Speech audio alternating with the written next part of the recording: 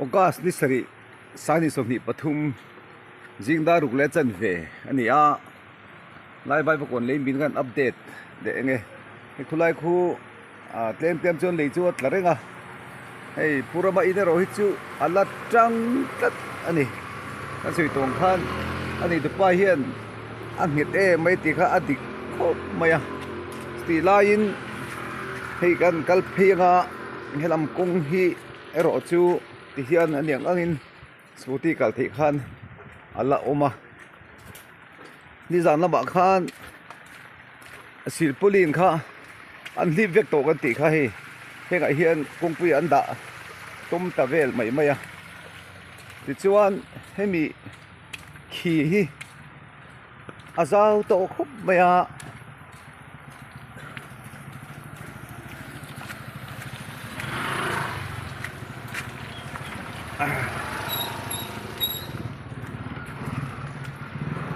hei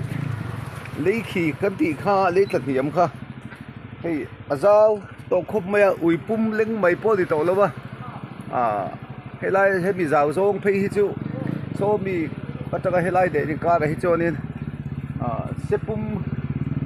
sepum leng hal hal to ani chu nia hei helai vel hi chu amin tu ne lewe tlan niam tu hi ani mai o mangeo ti ngai dan theya helai chin hi chu biakin ram te pon ta ebangin anan khu marle deu chu ania ma se helai hian hi an sa hal khai hi sikul bi kona pu balang ma ga khai kha nia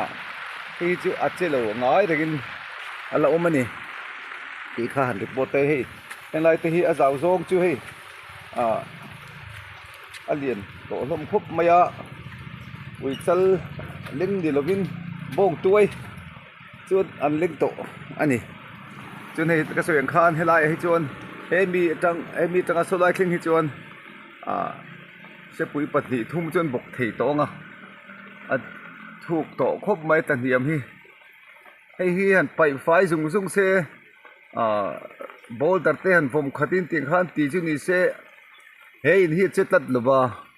chu wang chuan sarkar ngai dan tharan siam se ti chi zo ma lo mun de ti te kha helam aira panchar uak atanga